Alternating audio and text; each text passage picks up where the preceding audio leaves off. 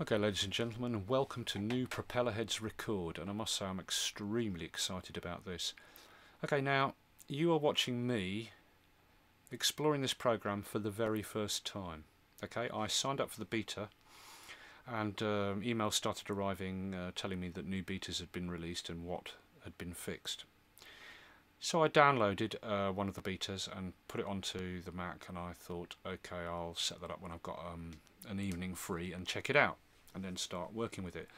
However, 1 or 2 days later another email arrived saying we've changed it, you should get rid of that old version, and this new version we fixed some major problem, blah blah blah.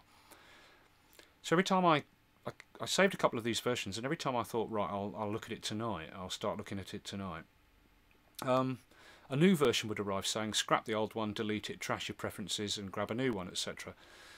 So then I kept thinking, right, I'll get round to this. Eventually they'll settle down with these frequent releases every other day, and they'll settle down and go, okay, this is a stable version now, and get on with testing that for a week or something. But before I knew it, rather than that happening, what happened was an email arrived saying, you know, we're out of secret beta now, you can demo this new version to your heart's content, and you can show it to people, talk about it, review it and video it. So here we are, and I'm looking at it for the first time, and I've loaded the demo song. Okay, I've got to tell you something, I'm extremely excited about this. I'm a Logic user, and that's why I've got the Mac Pro and everything, and Mac G5s and what have you.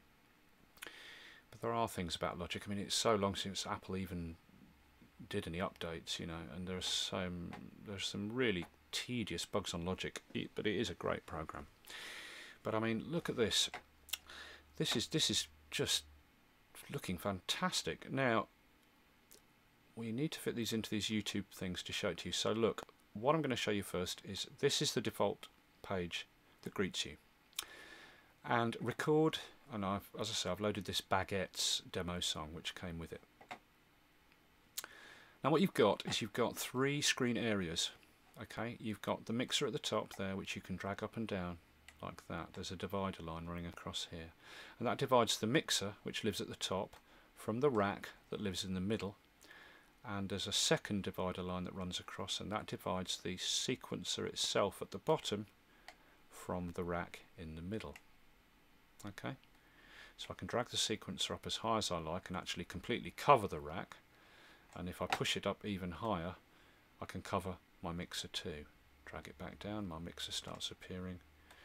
Keep dragging down, eventually then my rack starts to appear like that. So it's 3 horizontal windows. Bottom is the sequencer, middle is the rack, and the top is the mixer.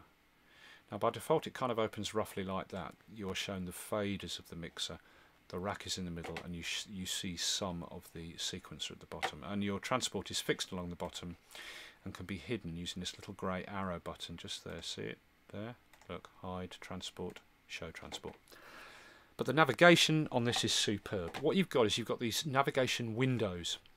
If you're used to using an audio editor, you probably will notice that a lot of audio editors show an overview of the long waveform, and then a box is over the top, and that box shows the zoom in section that you're looking at. Well, these Windows have that protocol for moving around and looking at the different parts without having to full screen or drag the mixer down. You can look at any bit of it. Okay, and the way it works is, okay, for example, on the mixer, this top black strip running across is partly filled with channel fader strips, which I presume fill up working across to the left from the right master section. There's the right master section, so I presume as you add each track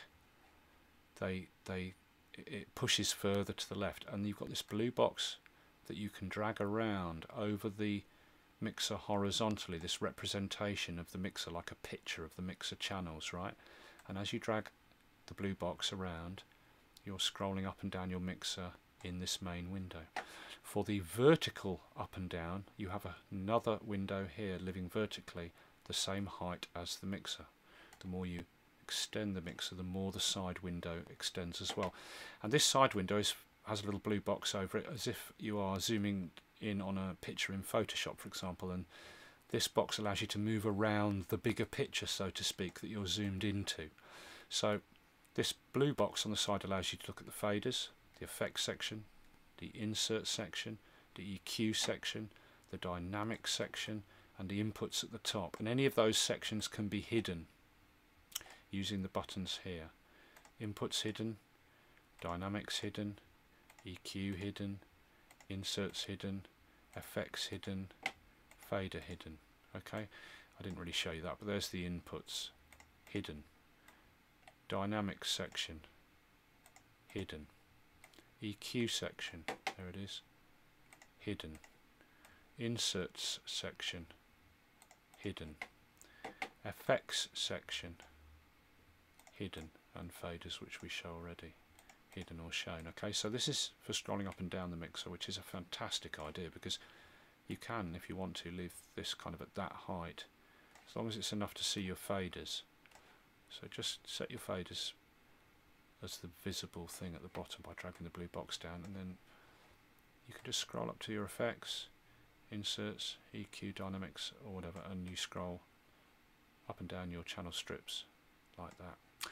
And the rack is the same. There are 4 racks. Whether that gets bigger, I don't know, but this default song has 4 racks, and again it's got this picture.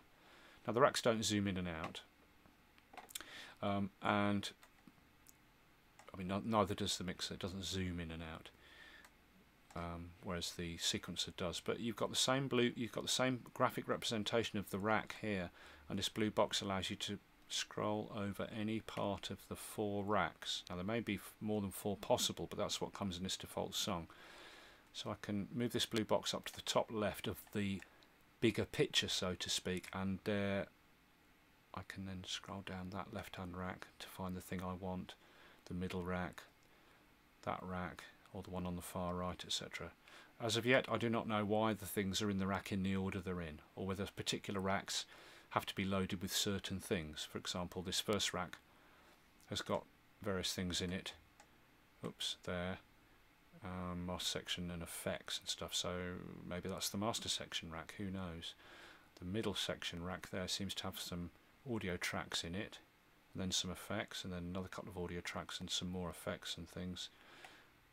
And then this second to right rack has got lots of line 6s in it, which is exciting in itself if they've got some good quality line 6 in there.